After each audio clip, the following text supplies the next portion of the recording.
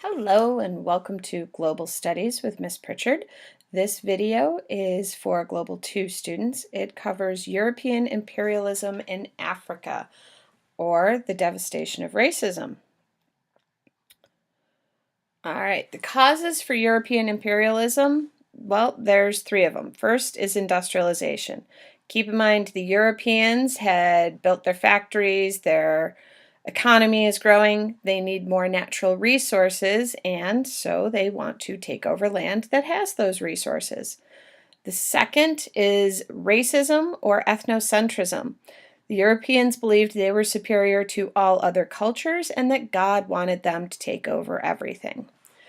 And the last one is technology. The new technology allowed Europeans to explore the environments within Africa and Asia. Before the 19th century, they couldn't really get very far into the rainforests or, well, the central regions of Africa, really, was the main point. And then there are rainforests throughout Southeast Asia and the islands in the Pacific. All right, and this superior technology, and that's mainly their guns, allow them to conquer most of the African and Asian civilizations. All right, so the scramble for Africa. It starts with an American newspaper sending a reporter to find the Scottish missionary David Livingstone. His reports are what sparks the interest of the Western world. And by Western, remember, we mean the United States and Europe. And this is when European nations begin claiming territory, because what that reporter does is he sends back all of these, well, basically they're travel logs. They're entries about the land he's taking over and all of the resources. All right, and the next one is organization is the key to power. The European nations decide to be civilized. So rather than everybody scrambling and grabbing what they can, they have the Berlin Conference in 1884 to 1885, and that's where they divide up the continent. The Europeans did not consider cultural boundaries nor native African governments. They basically just drew lines, and we kind of talked about that in class. That's why Africa has a lot of straight lines for their borders. And by 1914, only Ethiopia and Liberia are independent nations, and that is because Ethiopia's leader is very adept at playing European nations off of each other, so he gets to maintain his power. And nobody takes over Liberia because that was a nation started by the United States where former slaves were allowed to go back to Africa. So Liberia had U.S. support, so the Europeans left it alone. All right, in South Africa, you have three groups that are fighting for power. There are the Dutch, and the Dutch traders, keep in mind, had established an outpost on the Cape of Good Hope in 1652. It was called Cape Colony. And you get Dutch farmers, known as Boers or Afrikaners, who settle and establish large farms. These people will eventually become part of the white minority within South Africa. Then you have the British. The British take over the Cape Colony in the 1800s, and they disagree with the Afrikaners over land and slave policies. So the Boers decide they're going to move north, and they go on the Great Trek. The problem is they move into Zulu territory, and Zulus are the third group here. The Zulus are native Africans, and they have a strong nation-state in northern South Africa. At this point, they have a leader, Shaka, and he uses his army to fight off the Europeans. However, he's assassinated, and then later leaders cannot hold out against the superior military technology of the British or the Boers. All right, gold and diamonds. This adds even more problems because they discover gold and diamonds after 1860, which leads all sorts of people rushing to South Africa to get in on the wealth. So the Boers don't want to give up any political power, and they blamed the British for an attempted rebellion. And the war between the Boers and the British begins in 1899. The Boers use guerrilla raids. This is where they go in, they attack, and then they leave quick.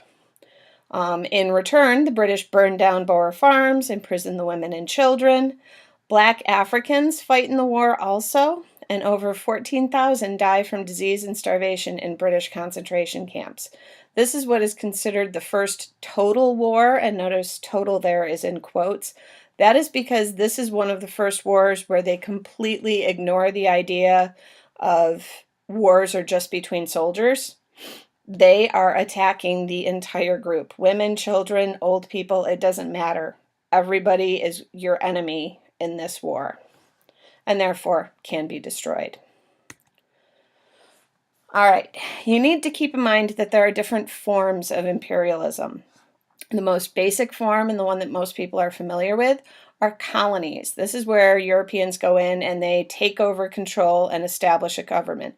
Usually they are going in, and at first you have people settling, but as time goes on, like in the 19th century, you don't get as many settlers in the colonies. It's basically the establishment of a government to rule the area. Then there are protectorates. Protectorates is where the native government stays, but all outside contact goes through the European country.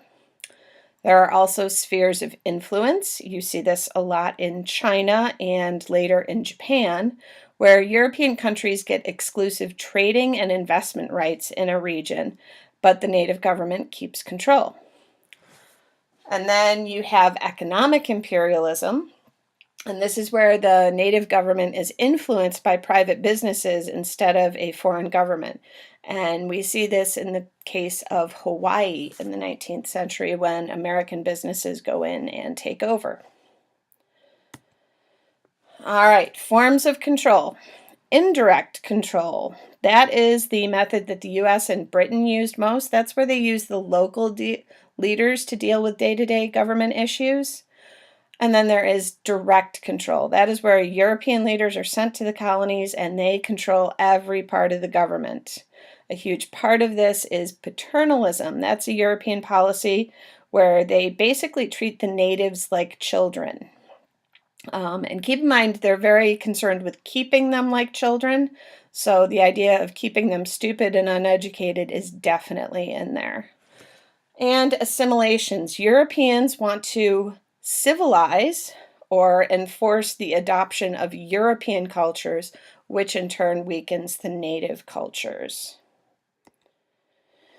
All right, resistance. Of course, there was resistance to this colonization and imperialism.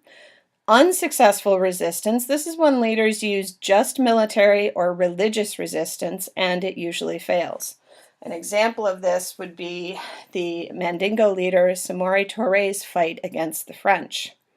Successful resistance, that is where leaders use diplomacy with military strength and maintain their independence. An excellent example of that is Ethiopia.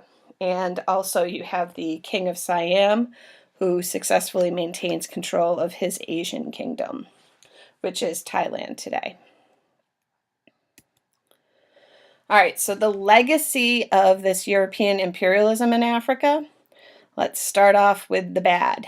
The bad is the Africans lose control and independence, and they lose much of their population. In fact, in the Congo, the population was cut by at least 25%, if not more.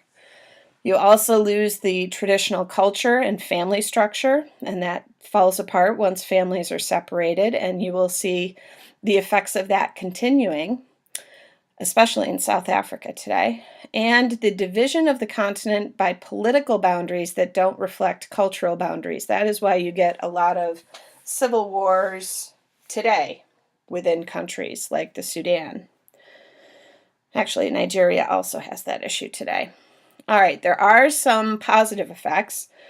First off, there is reduced warfare within Africa because once the Europeans are in power, the Africans are set on fighting the Europeans as opposed to fighting each other. You do get increased lifespan and literacy rates. There is an infrastructure that is built, and Africa becomes incorporated into the global economy. Keep in mind, all of these positive effects could have been brought about in other ways too. So overall, you need to know there are good and bad parts of European imperialism, and that Africa today still reflects the impact of those events from the 19th century. Make sure you have the notes in your notebook and you show them to me for credit.